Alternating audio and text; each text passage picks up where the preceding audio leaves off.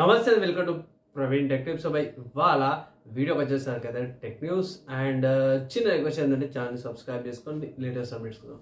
Force చూసుకుంటే మాత్రం HMD వాళ్ళని చెప్తారు. సో హెచ్ఎండి వాళ్ళు కొత్త ఫీచర్ ఫోన్స్ అంటారు కదా, వీటిని అయితే లాంచ్ చేసారు. దీనిలో స్పెషాలిటీ ఏంటంటే యూట్యూబ్ కూడా వస్తుంది అండ్ ఆల్సో యూపీఐ పేమెంట్ చేసుకోవచ్చు, ఆ ఫీచర్ కూడా ఉందనేసి అంటారు.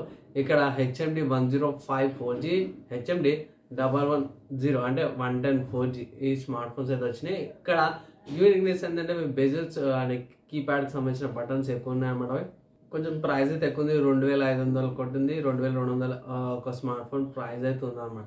తర్వాత ఇంకో న్యూస్ చూసుకుంటే మాత్రమే వివో వాళ్ళ నుంచి అన్నమాట. సో వివో వాళ్ళ Vivo T3 ultra smart phone అవుతుందో ఇవాళ మధ్యాహ్నం కాలం లాంచ్ అయిపోతుంది. దీనికి సంబంధించిన స్పెక్స్ రివ్యూ ఎందుకు మంచి వీడియో అయితే తీసుకొస్తానో దానికోసం అయితే వెయిట్ చేయండి.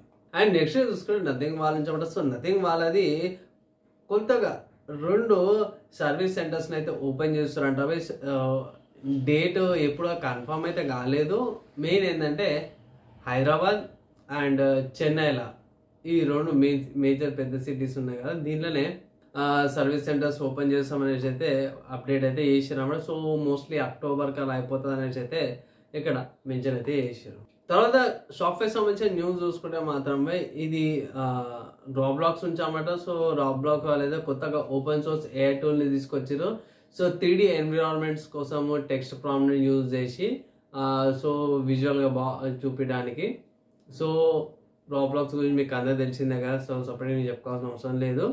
సో ట్రై చేస్తారంటే మీరు ట్రై చేయొచ్చు అనుకుంటా. సో మీ AI యూజ్ చేస్తే యూజ్ చేయాలి, కింద కామెంట్ అయితే చేయండి.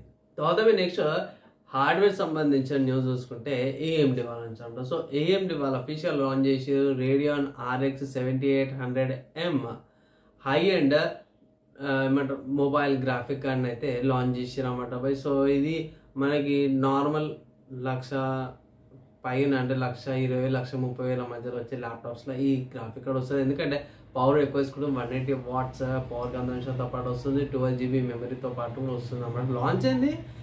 ల్యాప్టాప్స్కి వచ్చేసరికి నాకు తెలిసి నవంబర్ కల్లా ది రిలేటెడ్ ల్యాప్టాప్స్ అయితే వచ్చేస్తాయి. తర్వాత గేమ్ న్యూస్ చూసుకుంటే మాత్రమే PlayStation 5 ప్రోకి సంబంధించిన డీటెయిల్స్ అన్నీ వచ్చేసినాయి. మన వాళ్ళు బాగా క్రిటిసైజ్ చేసారు అండ్ ఇక్కడ చాలా బిస్కెట్లు అయిపోయినాయి. ఈ ఫస్ట్ చూసుకుంటే మాత్రమే PlayStation 5 Pro వచ్చేసరికి మీకు నవంబర్లో పర్చేస్ చేసుకోవచ్చు. $799తో పాటు వస్తుంది. ఇండియాలో ఎంత ఉంటుందో తెలియదు. ఇక్కడ ఏంటంటే ఇది క్లౌడ్ ఆన్లైన్ మొత్తం కూడా అన్నమాట. దీంట్లో ఇంకొక బెనిఫిట్ ఏమి ఇస్తున్నాం అనేసి అంటే ఇట్లా వీళ్ళది అప్స్కేలింగ్ టెక్నాలజీ ఉంది కదా, సో అప్స్కేలింగ్ టెక్నాలజీ కూడా యూజ్ చేసి అన్నమాట. వీళ్ళ సపరేట్ ఇంకోటి ఉందంటారు. సో అది బెనిఫిట్ ఉంటుంది. 60 FPS అయినా 120 FPS లాగా ఆడొచ్చు అనేసి అయితే మన వాళ్ళు మెన్షన్ చేసారు.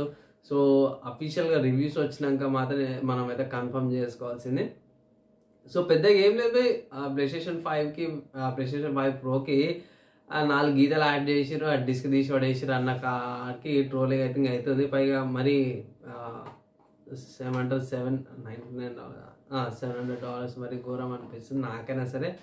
ఒకటి కాన్సోల్కి అయితే కొంచెం ఎక్కువ అనిపిస్తుంది.